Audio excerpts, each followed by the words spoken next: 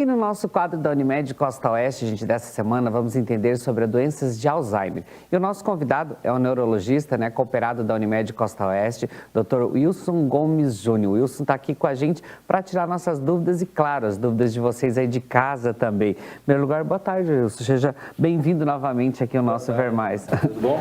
Tudo jóia. Então, eu queria que o senhor começasse até explicando para a gente aí sobre as causas da doença do Alzheimer. Boa tarde, Mauro. Boa tarde, ouvintes da RIC-TV. A doença de Alzheimer é a principal causa de demência. Demência é uma deterioração das funções cognitivas, ou seja, a pessoa começa a ficar esquecida, começa a trocar nomes, trocar recados, dificuldades em regir a sua vida econômica, dificuldade em se situar no tempo, dificuldade em andar no trânsito. E isso é uma doença lentamente progressiva. As causas da doença de Alzheimer até hoje são desconhecidas. Não se sabe por que um grupo de até 20% dos pacientes acima de 75, 80 anos vão desenvolver essa doença. Não se sabe ainda, nós conhecemos fatores de risco, mas a causa ainda permanece desconhecida. Doutor, e sobre as fases do Alzheimer, como elas são separadas, até para as pessoas entenderem, como o senhor falou, às vezes ela começa mais tarde ainda, a gente não sabe por que acontece o Alzheimer também, né? Então, a doença de Alzheimer começa a partir dos 72, 75 anos, e esse índice ele vai crescendo exponencialmente. À medida que a idade vai avançando, o risco de desenvolver a doença vai aumentando com isso. E as fases dela, doutor? Porque a gente sabe que às vezes as pessoas ela vai indo aos poucos também até a pessoa às vezes perceber o que aconteceu, né? O quadro inicial costuma ser o comprometimento da memória recente, ou seja, a aquisição de novas informações. Então você dá uma informação para ela: quinta-feira nós vamos viajar para tal cidade. Daqui a pouco ela esquece e pergunta: onde é que a gente vai mesmo? Quando que a gente vai? A pessoa sai para ir no supermercado comprar 2, 3 coisas, se ela não anotar, ela não consegue mais. Ela começa a trocar o nome de pessoas que ela não tem um contato muito frequente.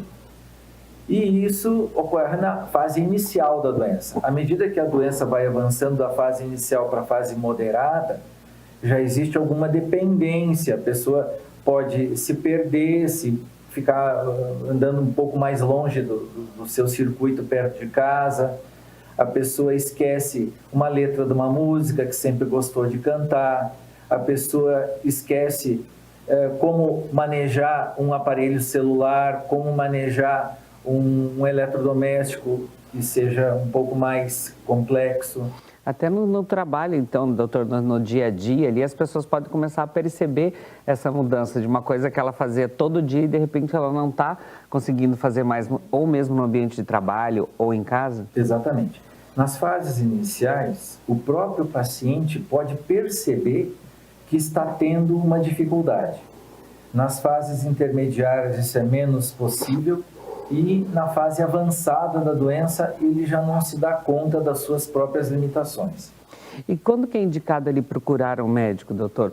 Tem como fazer uma prevenção ou tem uma hora certa ali indicada para procurar? Qualquer pessoa com idade acima de 65, 70 anos, que a família perceba ou o próprio paciente perceba uma dificuldade na memória, uma dificuldade em resolver problemas matemáticos, em habilidades que ele antes possuía e que agora está perdendo ou está tendo uma dificuldade maior, esse já é o momento de procurar ajuda. Doutor, e assim, com o avanço da doença, esses sintomas eles também vão aumentando, vão modificando também? Vão modificando. A dependência da pessoa de um acompanhante, de uma terceira pessoa, começa a ficar cada vez mais evidente, né? Nas fases avançadas, é comum a gente ouvir isso, né? O senhorzinho de 80 anos pegou a porta aberta, o portão, E saiu. pegou a calçada, atravessou um bairro para o outro e a família preocupada porque ele não conseguia mais voltar para casa. Tiveram que acionar a polícia, acionar A vizinhança, para sair à procura do seu João. Então, isso acontece. E assim, quais que são os principais fatores de risco para o desenvolvimento do Alzheimer?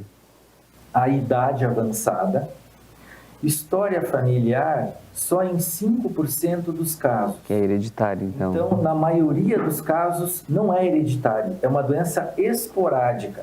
Não há por que, então, os familiares entrarem em pânico diante do diagnóstico de Alzheimer do vô, da avó, certo? Na maioria das vezes, a doença é esporádica.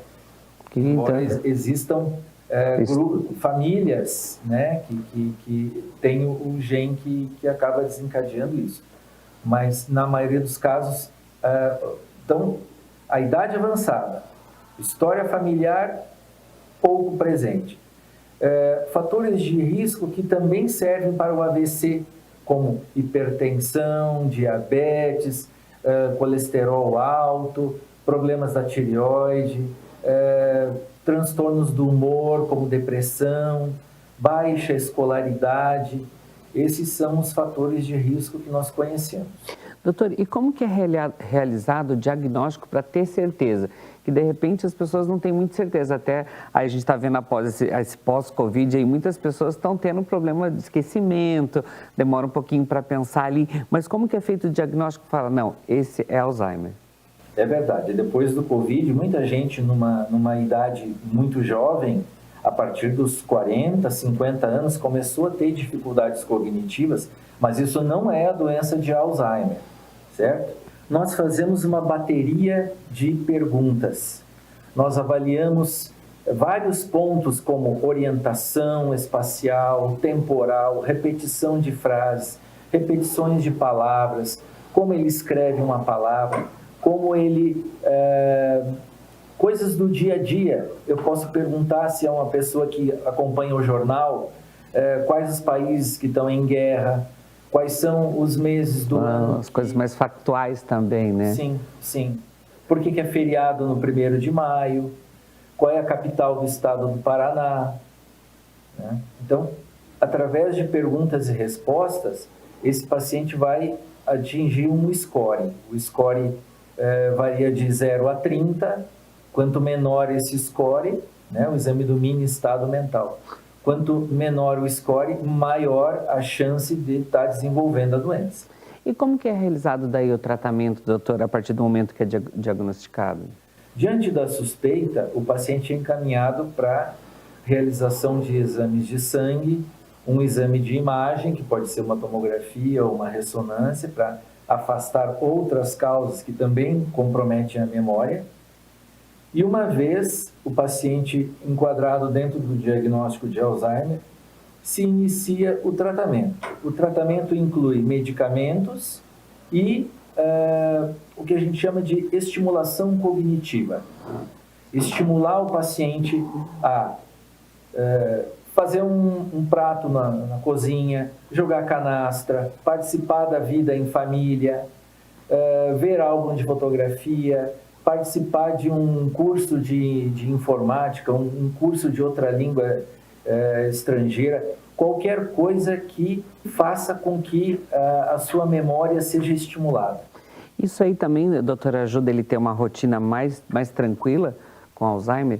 Tipo assim, esses afazeres, ver o álbum de família, interagir mais ali?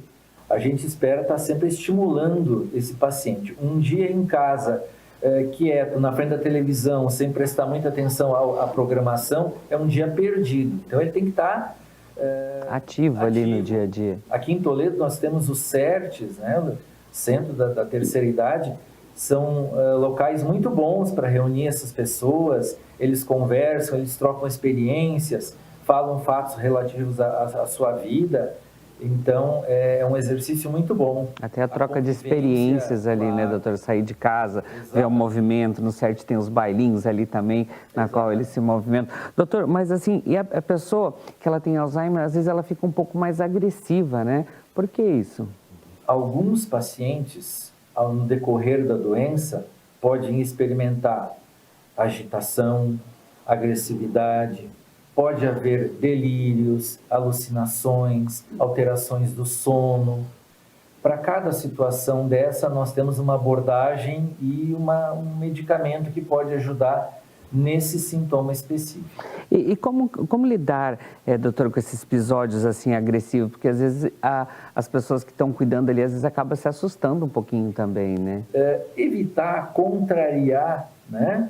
Se aquela pessoa idosa está dizendo que aquela chave é uma pedra ou vice-versa, evite entrar em conflito, isso não vai mudar muito a vida de ninguém, então tolere algumas coisas, fique atento para que ele não se envolva em atividades perigosas, ele não deve dirigir um carro, ele não deve ficar sozinho e preparar uma comida na cozinha, ele pode esquecer um gás ligado, ele pode se cortar, às vezes preparando alimentos também. Às vezes limitar o acesso desse paciente à rua, porque ele pode atravessar sem olhar e ser atropelado, ou como eu falei antes, se perder, né, na geografia da cidade. Tem que ficar atentos ali, né? Ele é acostumado e agora ele não consegue mais. E com o tempo vai diminuindo também isso, doutora? Esses pensamentos, essas lembranças aí, com o passar do tempo ela vai diminuindo ou ela pode voltar? Começa com o comprometimento da memória recente e aquelas lembranças de infância, aquelas lembranças que têm muito conteúdo emocional, serão as últimas que ele vai perder, né? Mas com o avançar da doença, até isso vai ficar comprometido. Chegou uma hora, geralmente com 5, 6 anos do diagnóstico, o paciente já não reconhece mais os filhos, se perde dentro da própria casa, está dentro da sua casa e acha que está em outro lugar, quer ir para casa ou vice-versa. É muito triste o final da doença. Doutor, e fazer exercícios ajuda, reduz o risco de ter Alzheimer ou não? Tem alguma coisa a ver? Isso é de conhecimento público. Uma vida bem regrada, uma vida longe de vícios, atividades intelectuais, mesmo depois na aposentadoria, isso ajuda a diminuir o risco de desenvolver a doença.